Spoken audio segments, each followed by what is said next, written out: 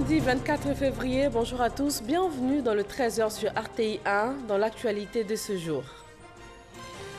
Des investisseurs étrangers dans les domaines des infrastructures et de l'immobilier ont été reçus par le vice-président ivoirien. Avec Daniel Kablan-Duncan, ils ont parlé de leurs activités dans le pays. Ouverture ce matin du 55e Salon de l'agriculture à Paris, porte de Versailles. Plus de 600 000 visiteurs sont attendus cette semaine. La Côte d'Ivoire y est représentée avec notamment le karité et le cajou. En Égypte, la campagne pour l'élection présidentielle s'ouvre aujourd'hui. Le scrutin doit se dérouler du 26 mars au 28 mars pour le premier tour, puis du 24 au 26 avril s'il y a un second tour. Le vice-président ivoirien a reçu hier vendredi des investisseurs étrangers. Ils œuvrent dans les domaines de l'immobilier et des infrastructures. Ils ont fait le point de leurs activités à Daniel Kablan-Duncan, Chiram Kofi Abola. Mota Engil est une entreprise portugaise de BTP, principalement spécialisée dans la construction d'infrastructures et le génie civil. Dans le cadre de ses activités sur le continent, les responsables de cette structure ont été reçus ce vendredi par le vice-président de la République de Côte d'Ivoire, Daniel Kablan-Duncan. Nous sommes ici pour dire que nous sommes déjà engagés avec la construction du centre d'enfouissement et que l'acquisition des équipements s'est déjà fait et ils sont en transit à Côte d'Ivoire. Mais nous venons aussi à dire que nous voulons des autres objectifs d'être dans la construction, dans la route, dans les ponts, dans les chemins de fer. Outre la construction des routes et des chemins de fer, Mota Engil s'intéresse aussi aux activités immobilières, à l'instar de la société Westbridge, dont le président du conseil d'administration a été également reçu ce vendredi par Daniel Kablan-Duncan. Clayton James s'est dit heureux d'avoir échangé avec le vice-président ivoirien sur le partenariat entre sa structure et la Banque de l'Habitat de Côte d'Ivoire, BHCI. Sur la scène politique, en ce moment, les sénatoriales du 24 mars prochain, en plus de la date du vote, le Conseil des ministres du 14 février dernier a défini les contours du scrutin. Les sénateurs sont élus au suffrage universel indirect. Chaque région sera représentée par 2 sénateurs. Mais qui est le sénateur? Quel est son rôle au Sénat? Gabriel Zani. C'est une première en Côte d'Ivoire. Les élections sénatoriales sont très attendues. Dans une ordonnance prise récemment au Conseil des ministres par le chef de l'État, ces élections auront lieu le 24 mars 2018. Mais en fait, qui est le sénateur? Qui l'élit? Et que fait-il exactement? Autant de questions qui s'entremêlent depuis l'annonce de la tenue des élections. Un sénateur est un élu qui participe au travail législatif et au contrôle du gouvernement. Les sénateurs sont élus pour 5 ans au suffrage universel indirect, le vote étant ouvert aux députés, conseils régionaux, conseillers municipaux et non à la population. Cela dit, une partie des sénateurs sera élue par les députés actuels ainsi que les conseils municipaux et régionaux et de districts en exercice. Après cette élection, le président de la République désignera le tiers des membres du Sénat, soit 33 personnalités. Ce qui équivaut à une personnalité par région et par district. Conséquemment, il y aura 33 sénateurs désignés par le chef de l'État et 66 élus par les élus locaux, car selon l'ordonnance, chaque région ou district est représentée par 2 sénateurs. Conformément aux dispositions transitoires et exceptionnelles de la Constitution de la Troisième République, le mandat des sénateurs prend fin en 2020. Les sénateurs vont assurer la représentation des collectivités territoriales et des Ivoiriens établis hors de la Côte d'Ivoire. Et depuis hier, la Commission électorale indépendante CEI a ouvert la phase de dépôt des candidatures. Elle va durer 15 jours. Pour ce scrutin du 24 mars, le stylo à encre indélébile remplace l'encre indélébile au cours du vote. C'est l'information majeure qui ressort de la rencontre entre le corps préfectoral et le ministre de l'Intérieur et de la Sécurité et aussi la Commission électorale indépendante. Michel Digré. Pour les premières sénatoriales en Côte d'Ivoire, la Commission électorale indépendante et le ministère de l'Intérieur ne souhaitent pas rater l'organisation de ce scrutin. Une rencontre est initiée avec le corps préfectoral, Et c'est le ministre Sidiki Diakité qui plante le décor de la séance de travail. Nous avons souhaité pouvoir vous rencontrer, vos circonscriptions ayant été choisies comme par justement le texte de cette ordonnance pour servir de lieu de vote et abriter les différents bureaux de vote. Des innovations sont annoncées pour ce scrutin particulier avec un corps électoral composé uniquement de députés, de conseillers régionaux et municipaux. Quand l'électeur se présente, il y a une vérification des mains de l'électeur pour s'assurer qu'il n'y a pas déjà d'encre ou indélébile sur un de ses doigts. Puisque l'électeur est marqué chaque fois qu'il vote. Nous le faisions dans le passé avec l'encre indélébile. Nous allons innover cette fois-ci avec un stylo indélébile. Des modifications sont également signalées sur les bulletins de vote. Alors, sur les bulletins de vote, dans le passé, vous avez des hologrammes. Nous avons supprimé l'hologramme et le secrétaire qui remet le bulletin à l'électeur doit signer à un emplacement réservé à citer. Le président de la commission électorale indépendante donne les enjeux de ce scrutin. Le véritable défi qui est lancé à la commission électorale est bien entendu de réussir à organiser ce scrutin dans le respect des normes de fiabilité, de transparence et d'équité. Que le verdict proclamé soit conforme à la volonté du peuple exprimée dans les urnes et que tout cela se passe partout dans un environnement apaisé. Un scrutin dans un environnement apaisé, c'est la mission confiée à l'ensemble du corps préfectoral qui s'est engagé à jouer sa partition pour la réussite de ces élections. Le 55e salon de l'agriculture a été ouvert ce matin à Paris, porte de Versailles, par le président français Emmanuel Macron. Plus de 600 000 visiteurs attendus cette semaine. La Côte d'Ivoire y est représentée pour la 7e année consécutive. Que gagnent les acteurs de la filière agricole ivoirienne après ces 7 années de présence au Salon de Paris? Le secteur karité et le secteur palmier à huile s'en tirent en tout cas à bon compte. Des réponses avec Noël Niayo. Salon international de l'agriculture de Paris-Versailles, la vitrine de l'agriculture française, la participation de la Côte d'Ivoire, une tradition. Tous les ans, l'agriculture ivoirienne, dans sa diversité, est présente. L'agriculture ivoirienne, sous la gouvernance d'Alassane Ouattara, est à sa 7e participation. Qu'a gagné la Côte d'Ivoire en cette participation?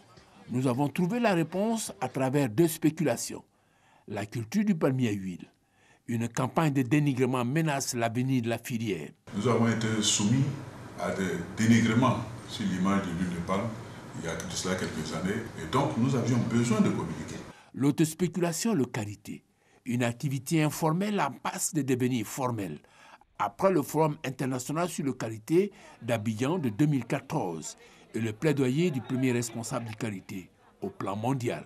My message is that we would like the government vivement que le gouvernement s'implique pour le développement de la filière karité en Côte d'Ivoire, qui pourra effectivement amener beaucoup de ressources aux femmes et aux enfants et ainsi donc développer les niveaux de la vie. Fort de ses plaidoyers, Sangafoua Koulibaly, ministre de l'Agriculture et du Développement rural, a offert une opportunité à Kati Karité de la Bagoué pour son originalité. C'est les plantes associées qui en font la valeur ajoutée. La réaction du marché est porteuse d'espoir. C'est la reconnaissance du produit à l'international. Non seulement partout dans le monde et puis même dans la sous-région, j'en ai tiré des collaborations avec d'autres dames qui font à peu près la même chose dans la sous-région. Mais mes meilleurs clients, c'est les Européennes.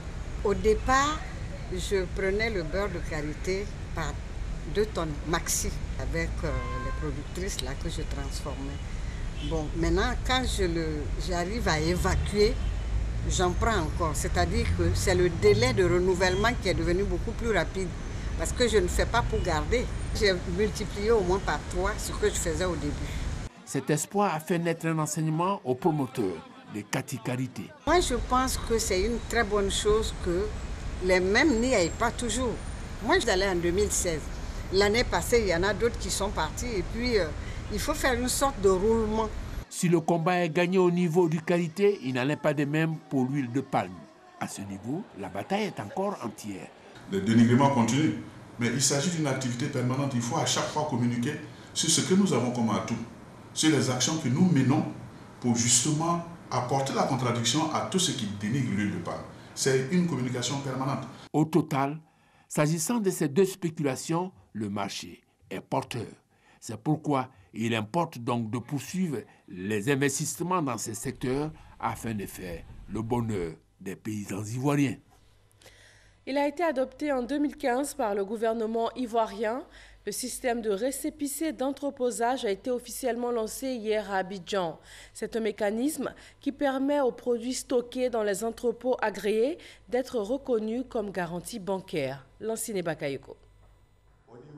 Ce système de récépissé d'entreposage SRE va faciliter le financement des activités de production agricole, notamment les produits à cycle très court, comme la noix de cajou, en permettant aux opérateurs qui exercent l'activité de mettre en gage leur récolte. Aujourd'hui, l'ensemble du dispositif législatif et réglementaire est achevé et les conditions et procédures opérationnelles d'homologation des entrepôts, d'agrément des acteurs et de surveillance des marchandises entreposées sont réalisées. Le nouveau dispositif permettra en effet de rassurer toute la chaîne des valeurs agricoles. D'abord, les producteurs pour la livraison de leurs récoltes aux gestionnaires d'entrepôts, moyennant un récépissé. Récépissé qui pourra servir de garantie de prêt auprès des banques. Ensuite, les transformateurs quant à la disponibilité du produit en quantité et en qualité dans les entrepôts. Enfin, les banquiers pour la mise à disposition des ressources grâce à l'assurance du système d'entreposage. Le SRE constitue une réponse efficace à la problématique du financement de la production agricole et de la transformation locale des matières premières. Dans la mise en place du nouveau système, le groupe de la Banque mondiale est en première ligne à travers un accompagnement technique et financier. Le 10 avril, le Conseil de la Banque mondiale devrait approuver un projet de 200 millions de dollars pour la transformation de l'ANACAD. Et un des composants importants, c'est justement la construction de plusieurs centaines d'entrepôts. Même si la noix de cajou constitue la première production éligible au projet pilote, le système de récépissé d'entreposage devrait à terme être étendu à 17 autres spéculations agricoles. Deuxième édition des Journées nationales des exportateurs de cajou hier vendredi. Plus de 1000 participants nationaux et internationaux ont pris part à l'événement. Il était essentiellement question d'identifier les problèmes liés à la commercialisation de la noix de cajou et de proposer des solutions afin d'améliorer la qualité du produit. Jean-Luc Bangbo. La Côte d'Ivoire, plus que jamais la plaque tournante du commerce mondial de noix de cajou. Un statut qui se renforce avec la tenue de ces journées nationales des exportateurs de cette spéculation, événement par lequel ces acteurs entendent apporter leur contribution à l'industrialisation de la filière cajou. Compte tenu des défis énormes liés à cette volonté d'industrialisation, il serait souhaitable d'en faire une politique plus inclusive, en faveur des exportateurs, en encourageant les efforts de reconversion des uns et la volonté de polyvalence des autres. La transformation locale de la noix de cajou, l'un des principaux défis que souhaite relever le gouvernement ivoirien. Des nouvelles dispositions ont ainsi été prises pour renforcer la capacité des unités de transformation. Le gouvernement a décidé d'offrir une prime à la transformation de 400 francs sur chaque kilo d'amandes produit. Cela a coûté à nos caisses 3 milliards de francs CFA en 2016.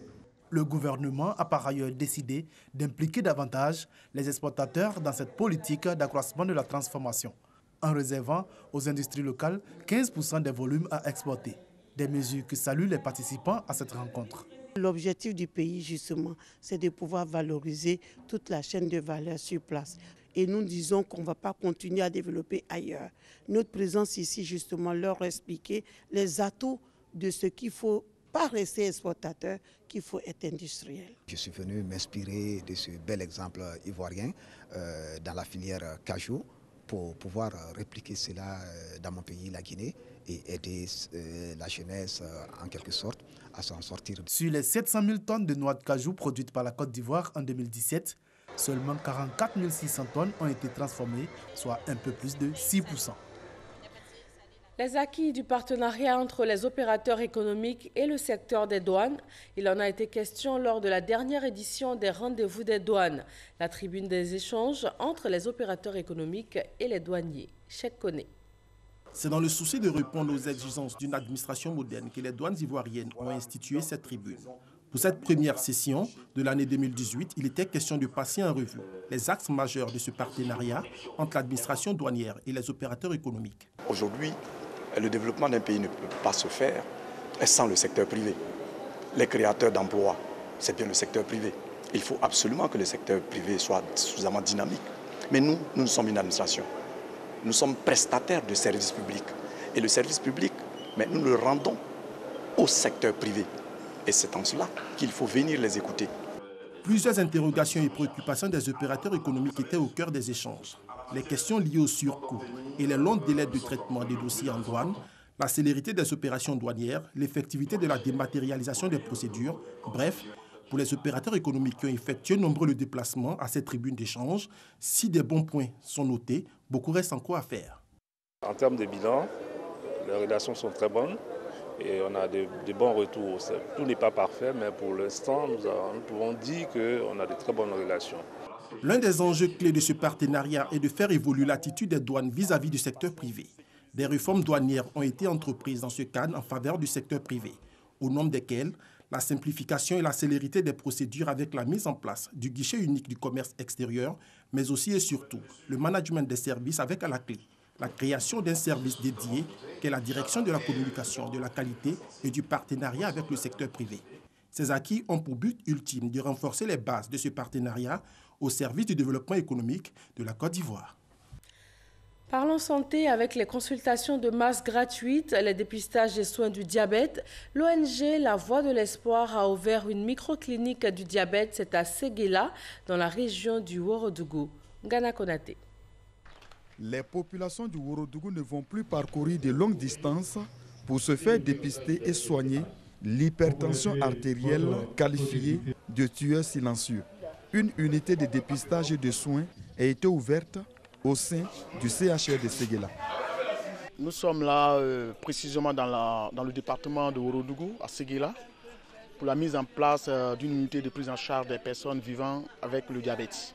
Nous sommes venus dans ce département pour donner l'opportunité à cette population de bénéficier aussi des soins sans se déplacer à plusieurs kilomètres jusqu'à Abidjan. Le diabète, généralement lié à l'hypertension artérielle, n'est pas une fatalité à condition de se faire dépister pour une prise en charge rapide. Je suis diabétique, ça fait 10 ans. J'appelle tous les diabétiques de Séguéla de venir. Ils ont ouvert un centre pour nous aider. Tous ceux qui sont cachés n'ont qu'à venir. À cette occasion, le personnel de santé, à savoir les médecins généralistes et les infirmiers, ont bénéficié d'une mise à niveau, tandis que les populations ont eu droit à des consultations de masse gratuites. Le conseil régional de Gagnoa dans le Gor met en place un fonds de 100 millions de nos francs, une enveloppe destinée à appuyer les femmes, à les aider à créer et à développer des activités génératrices de revenus. Mamadou Kwasi. Ces femmes sont membres de la Fédération des associations féminines de Digonifla, une des sous-préfectures du département d'Oumé, dans la région du Gor. Elles se réunissent régulièrement. Aujourd'hui, l'ordre du jour de leur rencontre porte sur les stratégies de développement de leurs activités. Elles ont bénéficié d'un appui de 10 millions de francs CFA du Conseil régional du Gor pour améliorer leurs revenus. Un appui qui a permis à ces femmes investies dans le commerce et dans le monde agricole d'accroître leurs revenus. J'ai investi dans le champ de bananes. Quand les bananes ont produit, je commercialise sur le marché. Je suis installée présentement au marché de Digonifla. Je vends la banane. Aujourd'hui, la femme de Digonifla n'est pas celle qui attend qu'on lui dise sois belle et tais-toi, ou bien qu'elle attende son mari pour lui dire paye-moi une boîte d'allumettes. C'est des femmes qui, très tôt le matin, sont sur le marché. C'est des femmes qui sont dans les bas-fonds, qui font du riz, qui font du manioc, qui commercialisent ça.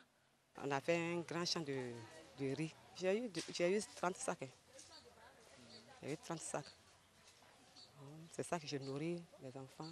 Mais c'est sans compter avec les difficultés que ces femmes rencontrent l'exercice de leurs activités. Nous avons sémé 1 hectare de maïs. Malheureusement, les bœufs ont détruit tout le champ. Donc ce champ n'a pas pu aboutir. Mais le premier champ de manioc, là, on a souffert avec les bœufs. Mais quand même, ça a donné.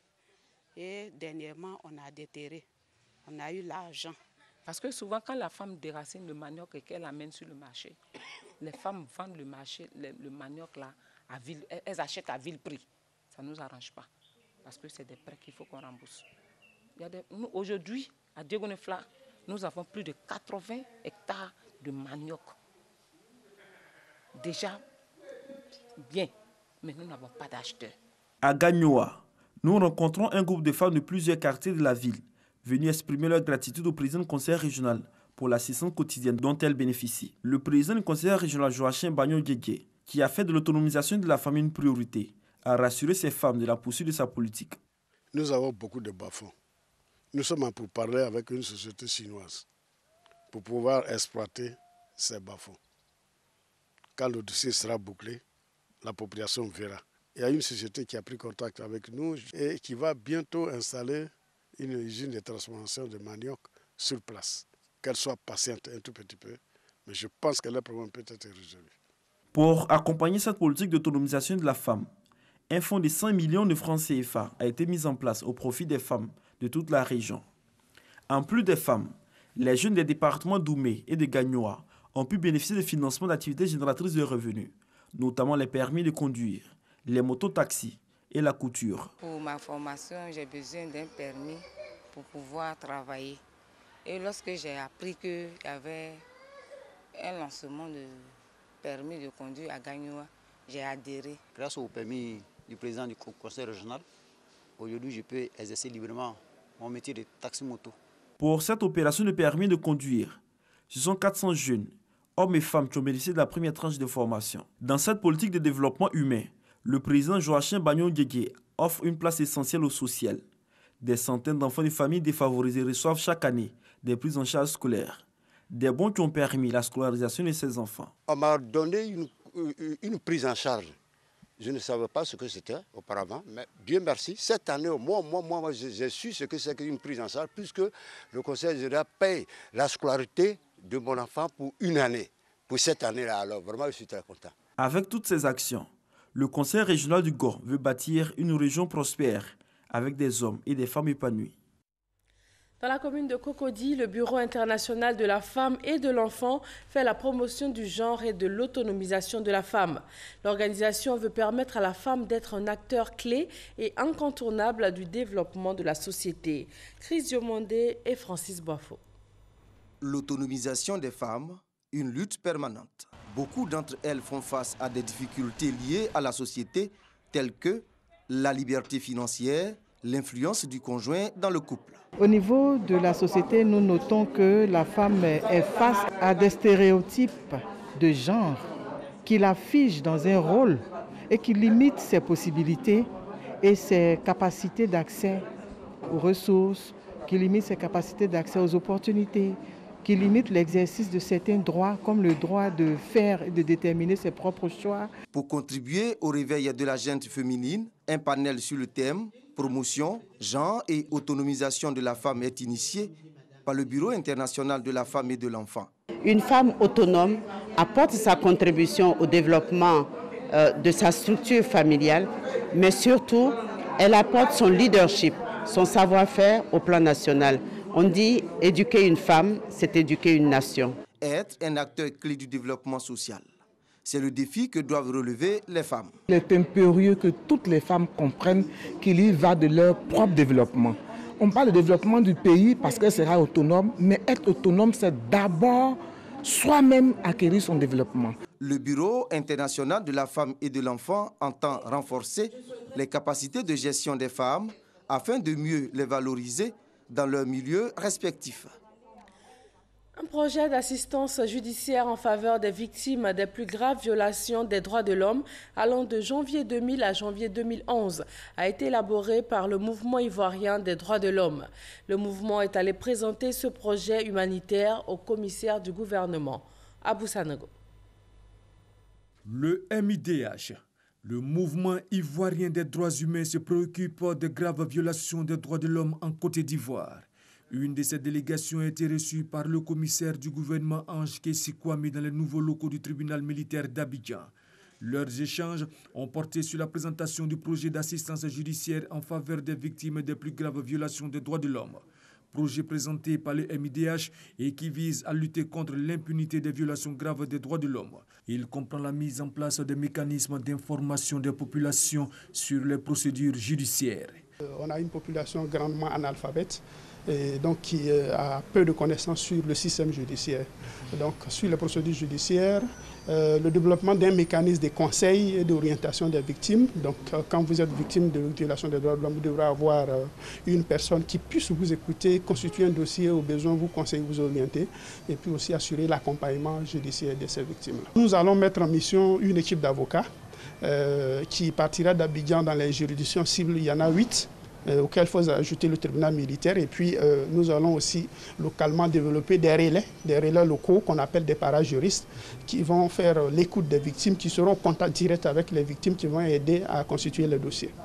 Tout en saluant l'initiative du mouvement ivoirien des droits humains, le procureur militaire a indiqué qu'aucun cas de viol n'a été enregistré en Côte d'Ivoire depuis 2016. Au tribunal militaire, il n'existe aucun dossier post-crise. Ange Kessi a ajouté que la saisine du tribunal militaire est gratuite. Il encourage donc le MIDH à poursuivre ses efforts de protection de l'espèce humaine. C'est sur la base des droits protégés que le MIDH mène ses actions, principalement l'assistance judiciaire, l'information judiciaire et la formation des populations clés. Dans le domaine de l'enseignement supérieur, le collectif des étudiants boursiers de Côte d'Ivoire se dit satisfait de l'amélioration des conditions de vie et de travail. Au titre des points de satisfaction, les étudiants ont relevé le paiement de leur bourse d'études, l'effectivité de leur logement, de la restauration et aussi de l'ouverture de leur centre de santé. Ils ont été rencontrés la ministre de l'Enseignement supérieur et de la Recherche scientifique, Sephora Zegui et Franco Adio. Création de l'université virtuelle d'Abidjan, création de la carte à multiservices pour les étudiants, rallonge budgétaire de 5 milliards de francs CFA alloués aux bourses d'études, création de l'université de Mans et réforme du BTS, des actions menées par le gouvernement à travers le ministère de l'Enseignement supérieur et de la Recherche scientifique pour l'amélioration des conditions de vie et de travail des étudiants de Côte d'Ivoire. 8 000 étudiants bénéficiaires de bourses et 2 987 pour les aides. Des membres du collectif des étudiants boursiers de Côte d'Ivoire ont salué ces actions du gouvernement qui a fait de l'enseignement supérieur une priorité. Permettez-moi d'exprimer notre profonde gratitude et nos remerciements au Premier ministre, ministre du Budget, qui, dès sa nomination, a mis l'enseignement supérieur au cœur des actions gouvernementales. Madame le ministre, nous implorons votre indulgence qui a toujours caractérisé de plaider auprès du gouvernement, afin d'augmenter le budget alloué à la bourse pour cette année et les années à venir. À ces étudiants venus exprimer leur gratitude au Premier ministre, la ministre de l'Enseignement supérieur et de la Recherche scientifique, Liramata Bakayoko, a demandé d'être des modèles et les a appelés à plus de responsabilités. Je transmettrai vos remerciements à son Excellence, Monsieur le Premier ministre, et tous les membres du gouvernement. Je vous exhorte donc à continuer dans cette voie, la voie de l'excellence, de la cohésion, de la paix. À cette rencontre du collectif des étudiants boursiers de Côte d'Ivoire et de la ministre Liramata Bakayoko, un livre écrit par un étudiant lui a été dédicacé. En Égypte, la campagne pour l'élection présidentielle s'ouvre ce samedi. Le scrutin doit se dérouler du 26 mars au 28 mars pour le premier tour, puis du 24 au 26 avril s'il y a un second tour. Mais le vote semble joué d'avance puisque le président sortant, Abdel Fattah al-Sisi, candidat à sa propre succession, n'a qu'un seul adversaire, Moussa Mostafa Moussa, jugé peu crédible par certains observateurs. En sport football, la Côte d'Ivoire et le Ghana s'affrontent aujourd'hui pour la finale de la Coupe des Nations des Dames de l'Union des Fédérations Ouest-Africaines. Ces deux pays ont été les vainqueurs des demi-finales disputées mercredi et la rencontre va se jouer à 18 h au stade Robert Champroux de Marcory. Qui succédera à Joseph Ourega à la tête de la Fédération ivoirienne de handball? Les clubs sont en ce moment en assemblée générale. 4 candidats sont en lice. Ce sont Paul Blesson, Colonel Karaboué, Boussou Jean-Claude et Boni Eouman. L'assemblée générale se poursuit en ce moment même. Le nom du nouveau président sera connu dans les prochaines heures. Et voilà, merci de nous avoir suivis. Très bon week-end à tous sur RTI 1.